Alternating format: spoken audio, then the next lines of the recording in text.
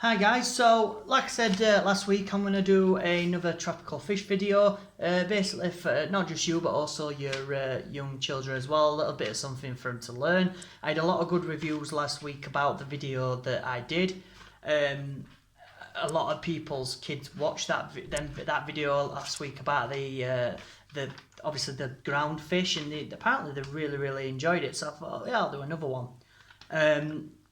So basically today we're going to be talking about our swimming fish, three in particular. We're going to talk about our cherry barb that we've got. I've got two cherry barb in here. We're going to talk about those.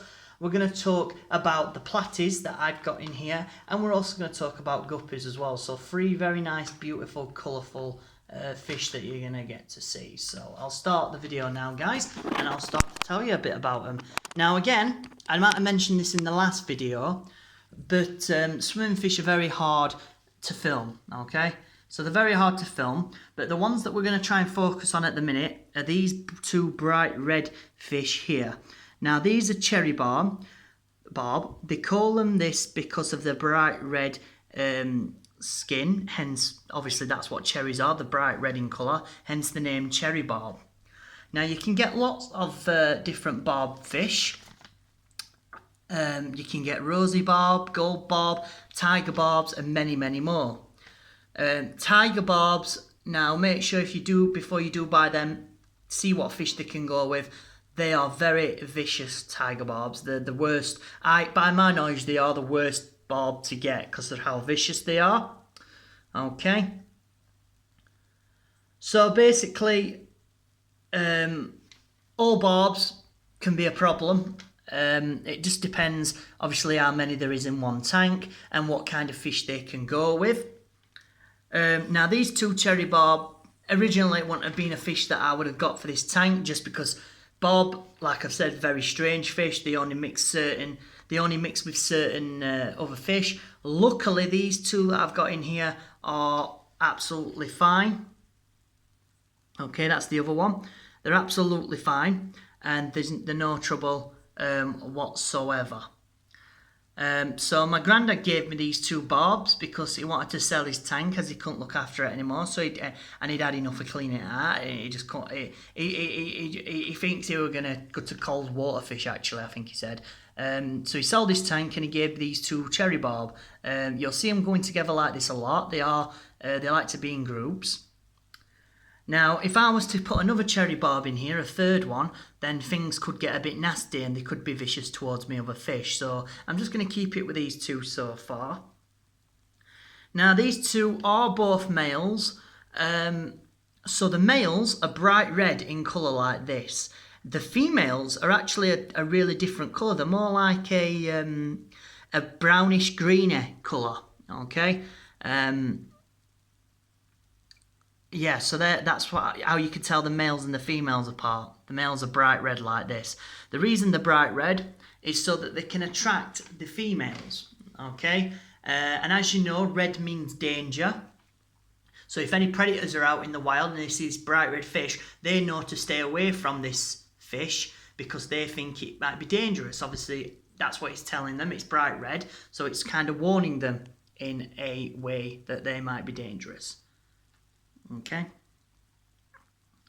so usually I've been told that if you put two males in the same tank, they do get vicious with each other. Obviously, like I said, I took these off my granddad because they needed to be rehomed, and I thought I'd try them. They're absolutely fine.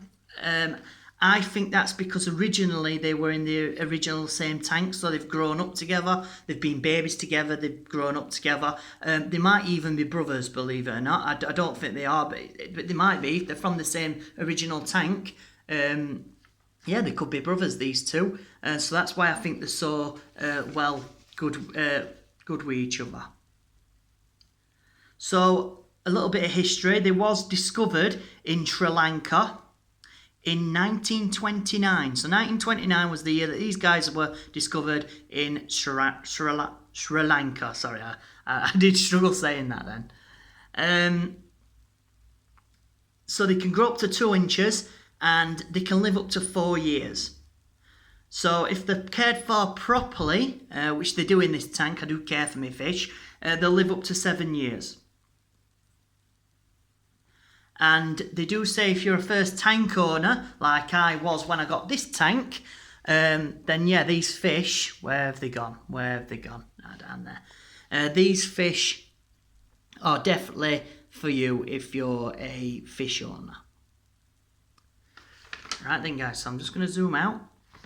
And now we're going to talk about our platies. Now the platies that I'm going to talk about are these big orange ones. He's not shy, these ones. These will come to the front quite a lot, mainly because they are quite big in size. I probably don't need to zoom in, to be honest, to see these. And as you can see, there's lots of different platies in here. There's a lovely black and white one here as well. Again, just like many other fish, there's lots of different of these as well. And these guys here, which are swordtail platies, which I will talk to you about in a second. So these guys here are called the Southern Platy, and the children may like this name. They're also called Mickey Mouse Platies as well, which I didn't know until I did my history. Now, I think the reason they call them the Mickey Mouse Platy is because of those black tips on the end of their fin tails, right at the end there, the little black bits on each side, the colouring. Obviously, as you know, Mickey Mouse, he has big black ears, and I think that's why they call them that, because of those big black bits there. They look like Mickey Mouse ears, okay? So I think that's why they call them that. Don't quote me on that, but I would have thought that's why they call them that, okay? So they originate from North and Central America and can be found, where are you? In the rivers, streams and ponds over there, okay? So any of those kinds of areas you'll find in the North and Central Americas.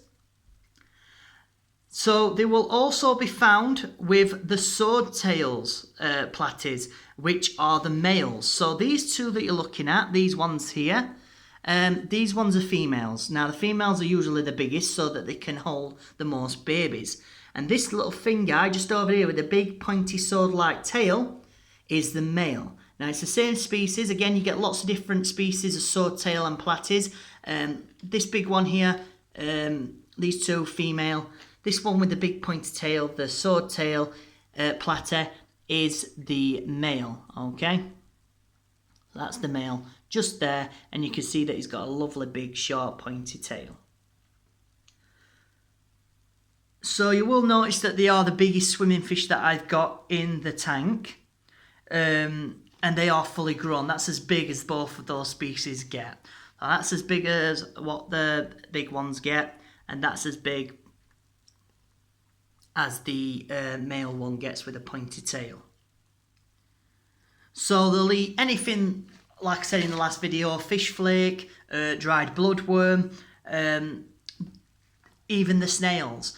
Now, I have seen them pecking at the snails. They're not doing a very good job. I have got a snail problem at the minute. Once this quarantine's over, I'm going to get a snail trap. I've heard they're really good. They'll get rid of the snails for me, hopefully. And I'm also thinking of getting another siphon pump so I can get all the rubbish, the fish waste out of the tank. I did do it the other day. The problem is you can't do it too much because it can hurt the fish. So you can only do it once a month or so. Right then guys, so now I've told you a bit about the platies. I do apologise about my voice today. I've woke up with a real sore throat for some reason. My throat's very dry. I've had a drink, but there you go. So I'm trying to do this video best I can for you. So now we're going to talk about a very popular fish. Now the two most popular fish in fish tanks are guppies and neons. Now I have got both. The neons are the blue and red ones, okay, that you see swimming around. I've got 4 of them. And I'm going to talk about the guppies as well today. So the two guppies that I've got are blue and red. They're a beautiful colour. Now, usually the one that's the most brightest colour is the one who is in charge. Now, they are both males, okay. And the reason I know that is because of the long fins that they've got on the end of their tail. So this is a blue guppy that you can see swimming up now. He swims that fast that his colours make the camera go a little bit blurry, but that's the blue one. And I'll keep on him for now. When I see the red one, I will shuffle him, obviously, over to the red one when I see him. Guppies do swim all the time, so it is hard to film guppies. But I thought because they're such a beautiful fish, I'll tell you a bit about them anyway. So basically, they're called guppies. They're also known as the millionfish and the rainbow fish because of their lovely tail colours, and that's why they're known as that, because like I said, the nice bright colours on the tails. There you go, that's the red one, look, just there. And so he's the red one. So I've got red, orange, whatever you would feel like. So a lot of people would know these as a very popular fish to have as a pet. Like I said, another fish for a perfect first tank. Those and neons are perfect for first tank mates. So the reason they have colourful fins, again, just like the bob, they have a very nice colourful skin, not just to warn away predators, but also to attract the females as well. The females don't have as much nicer colours on the males like these do, so that's why obviously they have those colours on their fins to obviously call in the females. Now, if I was to chuck a female guppy in with these, I'd have to make sure I chuck about 3 female guppies in, just so these 2 males don't fight each other. If I was to chuck 1 female guppy in, yeah, these guys would attack each other. They wouldn't be very nice friends. At the minute, I haven't got any female guppies in. I don't want any more guppies. Guppies breed quite a lot and can produce a lot of baby guppies. So no, I don't want any more guppies in just yet. So I don't bother getting any females. So as you can see, they're only small fish. They don't get very big guppies. These are as big as they get. And the place they come from is South America. So that's the place that they come from. So let me just zoom in a little bit for you. And that's our South American guppy. Okay. Now just a few more things. I mentioned in my last video that the corries lay eggs on the glass. Believe it or not, and this is why it's took me quite a few days to get filming them, they've actually, they laid eggs. The corridors laid eggs, and they laid them all over the glass, and they had more than what they did last time. First of all, that shows that I've got a really good tank going and a really good home for them, and they're more than comfortable to lay the eggs. Now the problem is, because I've got other fish in here, they do eat the eggs. Now the eggs on the glass have been eaten, but you'll notice there's a big net in here. Now I haven't got babies yet, but they laid some eggs on one of these leaves here. Okay. Now I snapped one of these leaves off and I put it in this net with the eggs on. Now the eggs are supposed to take about 6 days to hatch. Now hopefully if they're fertilised, they will hatch. So I'm going to just lift up the tank and I'm going to just hopefully show you if the eggs are still attached. I'm trying not to touch them, whether the eggs are still on this leaf. If they aren't, they've probably fell off into the net. Now that's fine, as long as the eggs are still in here, and if they've been fertilised, they will hatch. Now they're very, very tiny, the eggs, but these little bits here, they are the eggs. Now I've only had about 3. There's about 3 of them there, okay? Now they're fish eggs, they're corridor eggs. So they should be hatching in a few days' time. Now I can't leave them out of the water for too long, because, as you well know, fish don't like to be out in water, and neither do the eggs. But they're the eggs on that leaf, just there. Okay. Now you'll also notice that there's a lot of fungi gathering on the net. Now that's normal. The eggs actually feed off the fungi, okay, and help the corridor to hatch. So as the fungi is wrapping around the eggs, it keeps the eggs more warmer. It keeps them more warm, so they'll be able to hatch better.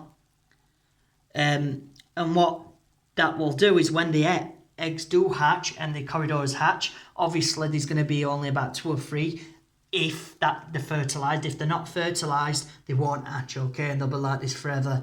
If so, guys, obviously I will be taking the net out, but only days will tell. They should be hatching in about another 2 or 3 days. So if they do, I'll put a quick video on Facebook just showing you the little babies and what they look like if they hatch. I really hope they do. So I'm just going to put that back down, guys. Again, guys, some more news. I have bought another tank, only a little one. It didn't cost me a lot of money. At the minute, I am currently setting it up, and I'm hoping to get all my Corydoras are going in that tank. But also I'm hoping to get a betta fish in there. Okay, now a betta fish is a certain species of fish, and the betta fish that I'm after is a fighting fish, a Siamese, I think they're called Japanese. Yeah, sorry, Japanese fighting fish. Very big fish, very beautiful long fins and colours. I can't put a fighting fish in this tank because not only will all these fish try and eat that fish will eat all these. Like I've said, certain fish can go with other certain fish, and that one's got to go in its own tank. And I've always said to myself, if I get my own tank one day, I'm going to get a fighting fish. So, yeah, so in a few months, once quarantine's over and I'm able to buy fish, I will be getting some more fighting fish, and I'll be getting some more plants in here for these guys as well. But other than that, guys, I just want to say thank you very much. Hope you've really enjoyed that. Like I said, I might bring another video up one day. I'm trying to keep you guys entertained, trying to keep you guys occupied while we're all on lockdown. But other than that, guys, thank you very much. I hope you like this video. Thanks for watching. Thank you. Bye-bye. Bye.